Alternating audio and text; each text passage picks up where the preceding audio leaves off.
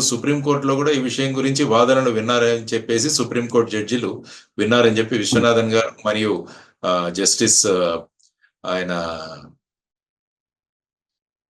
ఇద్దరు జడ్జిల ధర్మాసనం ఏదైతే ఉందో వారు గవయ్ గారు వారు విన్నారని చెప్పేసి నేను విన్నాను. ఇప్పుడు సోషల్ మీడియాలో జరుగుతున్నది, అందులో అనేక విషయాలు వారు ముందుగానే ఎలాగా మాట్లాడారు. తర్వాత ఈ నెయ్యిని ఉపయోగించలేదు కదా, మరి లేనప్పుడు మరి అది కల్తీ నెయ్యిని ఉపయోగించినట్టు ఎలా మాట్లాడగలిగారు, లడ్డూలు ఏమన్నా యాక్చువల్ గా మీరు వాటిని టెస్ట్ చేశారా, ఇవన్నీ కూడా అనేక ప్రశ్నలు కోర్టు వారు అడిగినట్టు మీడియాలో ప్రస్తుతం సర్క్యులేట్ అవుతుంది. సో మళ్ళా ఈ కేసు అనుకుంటాను 3వ తారీఖు వాయిదా వేసినట్టు చెప్పడం జరిగింది. ఆ తర్వాత సొలిసిటర్ జనరల్ ఆఫ్ ఇండియా ఎవరైతే ఉన్నారో వారిని ఈ కేసులో సెంట్రల్ గవర్నమెంట్ తరపున అంటే సిబిఐ లాంటి ఇన్వెస్టిగేటివ్ ఏజెన్సీ ఈ ఇన్వెస్టిగేషన్ చేయాల్సిన అవసరం ఉందా అన్న దాని గురించి కూడా వారిని కూడా ప్రశ్నించినట్టు మన మీడియాలో వచ్చిన కథనాల్లో నేను విన్నాను. సో 3వ తారీఖున సుప్రీంకోర్టు ఏ విధమైన నిర్ణయం తీసుకుంటుందన్న దాని మీద ఈ కేసు ఎస్ఐటితోనే కంటిన్యూ అవుతుందా, లేకుంటే సిబిఐకి వారు ట్రాన్స్ఫర్ చేస్తారా, లేకుంటే ఎవరైనా సిట్టింగ్ జడ్జితో రిటైర్డ్ జడ్జితో వారి ఆధ్వర్యంలో దీన్ని ఎంక్వైరీ విడిగా చేపడతారా అన్నది 3వ తారీఖున వారు నిర్ణయించే అవకాశం ఉంది. ఇప్పుడు వైసీపీ వాళ్ళు అనేది ఏంటంటే సిట్ అయితే సిట్ అన్నారు, స్టాండ్ అయితే స్టాండ్. మరి సిబిఐ కూడా మరి అక్కడ ఉన్నది కూటమి అంటే సెంట్రల్ గవర్నమెంట్ రెండింటి కూడా డబుల్ ఇంజిన్ లో ఉంది, అంటే ఇద్దరు కోఆపరేషన్ ఉంది కాబట్టి మరి సిబిఐ అయినా సరే అలాగా ఎందుకు అవదండి? కానీ ఏంటంటే ఇవన్నీ కూడా అనుమానాలు, ప్రజలు వ్యక్తం చేసే అనుమానాలు. ఏ ఇన్వెస్టిగేటింగ్ ఏజెన్సీ కూడా ప్రభుత్వం ఏం చెబితే అది ఉండదు. ఎందుకంటే ప్రతిదీ కూడా మనం పేపర్లో పెట్టాలి, మనం చేసే ప్రతి విషయము కోర్టుకు తెలియజేయాలి. ఇప్పుడు రేపు సిట్ ఇన్వెస్టిగేషన్ ఏదైతే చేస్తుందో వారు ఇన్వెస్టిగేషన్ చేస్తున్న విషయాలను కోర్టుకు తెలియజేస్తారు. అందులో కేస్ డైరీస్ అని ఉంటాయి. ప్రతిరోజు మనం ఏ ఇన్వెస్టిగేట్ చేస్తున్నాం అన్నది కేస్ డైరీలో రాయాలి. రాసిన ప్రతి ఒక్కటి కూడా మనం కోర్టు వారు రేపు కావాలంటే అవి చూడొచ్చు. రేపు ఎవరిదైనా స్టేట్మెంట్ తీసుకుంటే ఆ స్టేట్మెంట్ ను కూడా కేస్ డైరీలో రాయాలి. సో ఇవన్నీ కూడా ఫైనల్ గా ఈ కేసులో ఏం జరిగింది అన్న విషయాన్ని కోర్టులకి మనం సమర్పించాలి. అందుకని ఎఫ్ఐఆర్ పోలీస్ స్టేషన్ లో బుక్ చేస్తాము, కానీ ఛార్జ్ షీట్ కోర్టులో ఫైల్ చేస్తాం. సో ఈ విధంగా నేను అదే అంటున్నాను, రేపు ఏ ఇన్వెస్టిగేటింగ్ ఏజెన్సీ చేసినా, ఏ ఇన్వెస్టిగేటింగ్ ఏజెన్సీ ఇన్వెస్టిగేట్ చేసినా ఎప్పుడైతే రాజకీయ పార్టీలకు సంబంధించిన వ్యక్తులు ఉంటారో ఆటోమేటిక్ గా ఎదురుగా ఉన్న పార్టీ ఈ విధమైన కామెంట్లు చేయడం సజాసజి. రేపు సిబిఐకి ఇచ్చినా కూడా ఇదే అనే అవకాశం కూడా ఉంది. కానీ మీరన్నట్టు ప్రస్తుతం ప్రతిపక్ష పార్టీ వాళ్ళు సిబిఐ ఇన్వెస్టిగేట్ చేయమని వాళ్లే అడిగారు అనుకుంటా. వైవి సుబ్బారెడ్డి గారు వేసినట్టున్నారు పబ్లిక్ ఇంట్రెస్ట్ లిటిగేషన్, అందులో కూడా సిబిఐతో గాని సిట్టింగ్ జడ్జితో గాని ఇన్వెస్టిగేషన్ చేయించండి అని వాళ్ళు అడిగినట్టున్నారు. సుబ్రమణియన్ స్వామి గారు కూడా ఈ విధమైన పబ్లిక్ ఇంట్రెస్ట్ లిటిగేషన్ వేయడం జరిగింది. కాబట్టి వీటిని అన్నింటినీ పరిశీలించి ప్రభుత్వం యొక్క రెస్పాన్స్ ఏదైతే ఉంటుందో, స్పందన ఏదైతే ఉంటుందో, అంటే రాష్ట్ర ప్రభుత్వ స్పందన, టిటిడి స్పందన, కేంద్ర ప్రభుత్వ స్పందన, తర్వాత పిటిషన్లు వేసిన వారి ఆర్గ్యుమెంట్, ఇవన్నీ విన్న తర్వాత కోర్టు వారు ఫైనల్ గా నిర్ణయిస్తారు. ఇందులో పెద్ద గొప్ప అంశం ఏం లేదు, అది ఎస్ఐటి వాళ్ళు చేయగలరు అని వాళ్ళు అంటే ఇది ఎస్ఐటికి వెళుతుంది. లేదు దీంట్లో ఆల్రెడీ కొన్ని స్టేట్మెంట్స్ వల్ల వారి యొక్క స్వతంత్ర ఏదైతే ఉందో స్వతంత్రంగా చేయగలరా అని అనుమానం వచ్చినప్పుడు ఏమవుతారంటే వాళ్ళు వేరే ఏజెన్సీకి ఇచ్చే అవకాశం ఉంది. ఎందుకంటే ఈ మ్యాటర్ అన్నది చాలా సీరియస్ మ్యాటర్.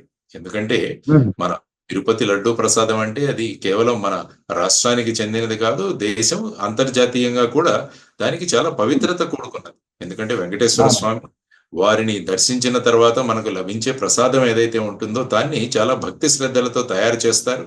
ఆ తర్వాత మనం కూడా అదే భక్తి శ్రద్ధలతో తీసుకొని మనం కూడా అందరికీ పంచుతాం. తిరుపతికి వెళ్ళొచ్చిన తర్వాత ఇంటి చుట్టుపక్కల వాళ్ళు, మన బంధువులకి మనం వెళ్ళి ఇస్తాం. అంటే అటువంటి పవిత్రతను, అటువంటి ప్రాముఖ్యాన్ని సంతరించుకున్నది తిరుపతి యొక్క లడ్డూ ప్రసాదం. కాబట్టి వీటిలో ఇటువంటివి జరిగితే మంత భక్తుల మనోభావాలు దెబ్బతిన్నాయి. ఖచ్చితంగా ఇది నిజంగా జరిగి ఉంటే అది జరిగిందా లేదా అన్నది కనుక్కోవడానికే ఇప్పుడు ఈ ఎస్ఐటి గాని, ఆ తర్వాత రేపు సుప్రీంకోర్టు తీసుకునే నిర్ణయం గాని, ఇవన్నీ కూడా వాటి చుట్టే తిరుగుతున్న ప్రధానమైన అంశాలు. అయితే ఇప్పుడు ముఖ్యమంత్రి స్థాయిలో చంద్రబాబు నాయుడు గారు అనౌన్స్ చేశారంటే ఆయనకి ఇన్ఫర్మేషన్ లేకుండా ఆయన చెప్పారు అనేది కొంతమంది అంటున్నారు. నిపుణులు ఏమంటారంటే ముఖ్యమంత్రి స్థాయిలో ఉన్న అతను ఇన్ఫర్మేషన్ లేకుండా ఎందుకు చెప్తారు ఉంది అని అంటున్నారండి. అంటే కరెక్టే, ఆయన దగ్గర ఎన్డీటీవీ రిపోర్ట్లు ఏవైతే ఉన్నాయో ఆ రిపోర్ట్ల గురించి ఆయన మాట్లాడారు. ఆ రిపోర్ట్లు కూడా మనకు ఓపెన్ సోర్స్ లో అవైలబుల్ గా ఉంది. కానీ అందరూ అనేది ఏంటంటే ఈ రిపోర్ట్లు ఏవైతే వచ్చాయో ఆ నెయ్యిని ఉపయోగించలేదు, ఆ నెయ్యిని వాడలేదు, ఎందుకంటే రిజెక్ట్ చేశారు. కాబట్టి మరి లడ్డూలు కల్తీ అయ్యా ఎలా అని చెప్పేసి వీళ్ళు అడుగుతున్నారు. అంటే అంతకు ముందుగా ఉన్న ఉపయోగించిన నెయ్యిలో కూడా ఇటువంటి పదార్థాలు ఉన్నాయా లేవా అన్నది రేపు సుప్రీంకోర్టు వారు కూడా ప్రశ్నించింది ఇదే అనుకుంటాను. మీరు ఏదైతే రిపోర్ట్లు మాట్లాడుతున్నారో ఆ రిపోర్ట్లలో ఉన్న నెయ్యి శాంపిల్స్ ఏవైతే ఉన్నాయో వాటిని రిజెక్ట్ చేశారు. ఎందుకంటే ఈఓ గారే మాట్లాడారు, ఈ 4 ట్యాంకర్లు ఏవైతే ఉన్నాయో వాటిలో శాంపిల్స్ తీసి మేము ఎన్డీటీవీకి పంపించాము, ఆ తర్వాత వీటిని మేము ఉపయోగించలేదని వారు చెప్పారు. అంటే మరి ఉపయోగించారు అని ముఖ్యమంత్రి గారు మాట్లాడారు కాబట్టి మరి ఏ నెయ్యి ఉపయోగించారు? ఇదైతే ఉపయోగించలేదు. అంటే ఇంతకు ముందు ఉపయోగించిన వాటిలో ఈ విధమైన పదార్థాలు ఉన్నాయా లేవా అన్నది మీరు ఎలా టెస్ట్ చేస్తారన్నది కూడా ఒక ప్రశ్న సుప్రీంకోర్టు ముందు ఉద్భవించింది. ఎందుకంటే ఆ నెయ్యితో తయారు చేసిన లడ్డూలు ఎక్కడ అవైలబుల్ లేవు, ఎందుకంటే అవి వెంటనే వాటిని ప్రసాదంగా పనిచేస్తాము, వాటిని ఉపయోగించేస్తాం. కాబట్టి తర్వాత మనకు ఉన్నది, ఇప్పుడు ప్రస్తుతం ఉన్నది ఆ సంస్థ ఏఆర్ డైరీ అన్న సంస్థ ఏదైతే ఉందో వారు వాళ్ళ శాంపుల్ తో పాటు తీసుకొచ్చిన ల్యాబ్ రిపోర్ట్స్, తరువాత తిరుపతిలో ఉన్న ల్యాబ్ ఏదైతే ఉందో చిన్నపాటి ల్యాబ్ వారు చేసిన రిపోర్ట్స్, ఈ 2 మాత్రమే అవైలబుల్ గా ఉన్నాయి. మరి వీటి నుంచి మీరు ఏ విధంగా ఇందులో కల్తీ జరిగిందా లేదా అన్నదానికి ఆ ఫైనల్ కన్క్లూషన్ కి మీరు ఎలా వస్తారన్నది ఒక ప్రశ్న. కాబట్టి వీటన్నిటినీ కూడా థరోగా ఇన్వెస్టిగేట్ చేయాల్సిన బాధ్యత ఎస్ఐటి మీద ఉంది. ఆ తర్వాత మొత్తం టెండరింగ్ ప్రాసెస్ ఎలా జరిగింది, అంటే ఇంతకు ముందు టెండరింగ్ ఎలా జరిగేది, తర్వాత వీటిలలో స్పెసిఫికేషన్స్ ఏవేవి ఇచ్చాము, తర్వాత food safety and standard act ఉంది మనకి, ఆ చట్టం ద్వారా మనం ప్రతి వస్తువుకి ఒక స్టాండర్డ్ నిర్ణయిస్తాం.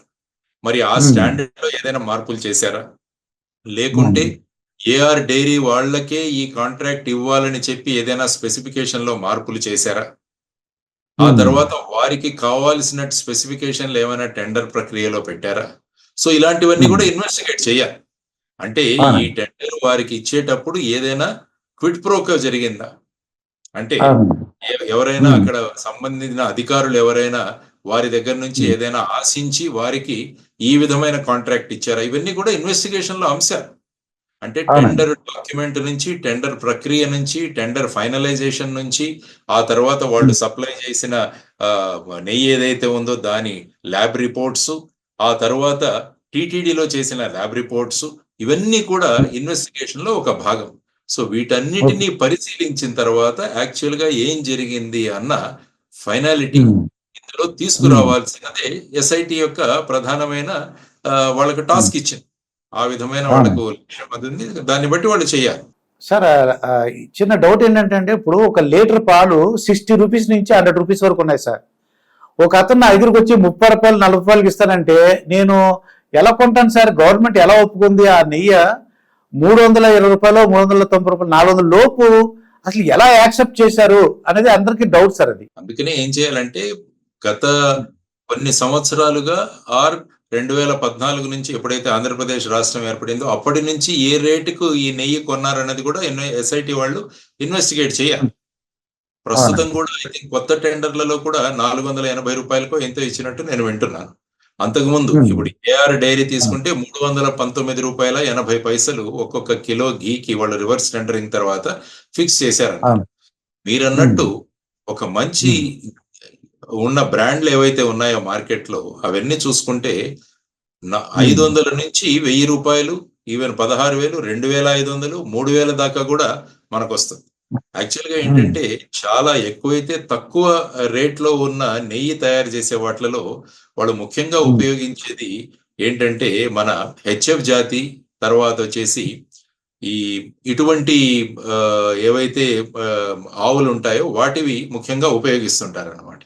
యాక్చువల్ గా మీరు దేశీ ఆవుల వైపుకు వెళితే వాటిల రేట్ ఇంకా ఎక్కువగా ఉంటుంది. అంటే జెర్సీ ఆవులు, తర్వాత హెచ్ఎఫ్, వీటిలది ఒక కేటగిరీ. దేశీ ఆవులు అంటే ఎలా ఉంటాయంటే మన గిర్ ఆవులు గాని, కంకేర్ గాని, తర్వాత ఇటువంటి ఆవులు ఏ వేటికైతే మూపురం ఉంటుందో ఆ ఆవుల నుంచి తీసుకునే నెయ్యి ఏదైతే ఉంటుందో దాని విలువ చాలా ఎక్కువ ఉంటుంది.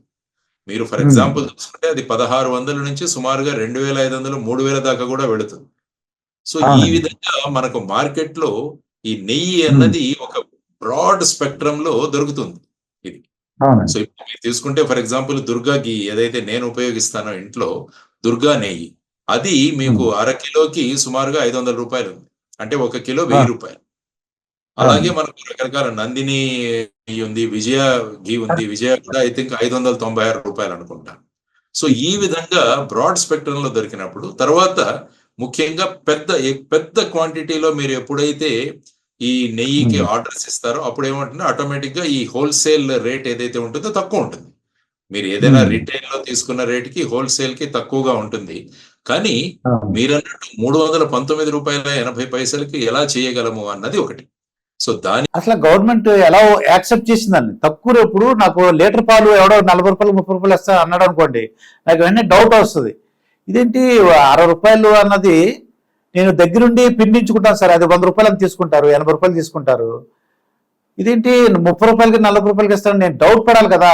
గవర్నమెంట్ ఎలా యాక్సెప్ట్ చేసిందని. కలెక్షన్ ఉమ్, సెంటర్స్ ఉంటాయి మామూలుగా ఈ మిల్క్ ప్రొక్యూర్మెంట్ గురించి మీరు ఒకసారి చూస్తే, నందిని ఉమ్, గురించి నేను మొన్న చదువుతున్నాను.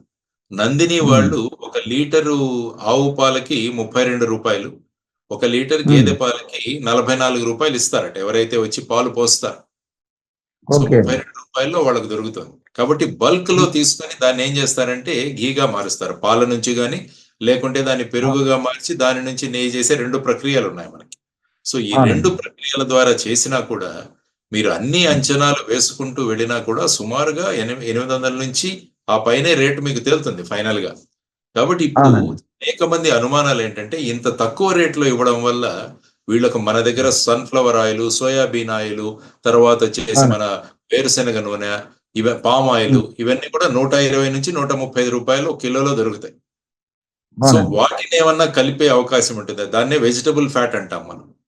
సో అవునండి. ఆ తర్వాత ఈ విధమైన ఏవైతే ఉన్నాయో ఇవన్నీ కూడా ఒక ఉమ్, అనుమానాలు రేకెత్తిస్తున్నాయి. మీరు అన్నట్టు ఇంత తక్కువ రేట్లో ఘీ ఎలా దొరికింది అన్న విషయం గురించి మనం చూస్తే వీటన్నిటి కూడా ఉమ్, ఎస్ఐటి ఇన్వెస్టిగేట్ చేయాల్సిన అవసరం చాలా ఉంది. ఆ ఉమ్, తర్వాత కూడా మీరు చూసుకుంటే టీటీడీ దగ్గర సక్రమమైన ల్యాబ్ లేదని కూడా మొన్న నేను రిపోర్ట్ లో చదివాను. ఎందుకంటే ఉమ్, ఎన్డీటీబీ వాళ్ళు చేసిన టెస్ట్లన్నీ చేయడానికి టీటీడీ దగ్గర ల్యాబ్ లేదట. వాళ్ళ దగ్గర ఉమ్, బేసిక్ గా ప్రిలిమినరీ టెస్ట్లు, బేసిక్ టెస్ట్లు ఉమ్, చేయడానికి మాత్రమే ల్యాబ్ ఉంది. ఈ ల్యాబ్కు అవునండి. కావాల్సిన ఖర్చు 75 లక్షల రూపాయలు. కాబట్టి ఇన్ని ఉమ్, సంవత్సరాలుగా జరుగుతున్న సందర్భంలో ఒక ఫుల్ ఫ్లెడ్జ్డ్ ల్యాబ్ అన్నది కూడా ఏర్పాటు చేయాల్సిన అవసరం. రెండవది, అవునండి. టీటీడీ వాళ్ళు ఇప్పుడు ఏం చేయాలంటే మీరు గుజరాత్ రాష్ట్రంలోకి వెళ్తే గోశాలలు విపరీతంగా ఉంటాయి. ఆ ఉమ్, విధంగా టీటీడీ అనేక ప్రాంతాల్లో గోశాలలు ఏర్పాటు చేస్తే ఏమవుతుందంటే అనేక మందికి ఎంప్లాయ్మెంట్ క్రియేట్ అవుతుంది. ఆ తర్వాత ఉమ్, గోవంశం కూడా రక్షించబడుతుంది. ఆ ఉమ్, తర్వాత శుభ్రమైన స్వచ్ఛమైన పాలు, దాని నుంచి స్వచ్ఛమైన నెయ్యి మనం తయారు చేయవచ్చు.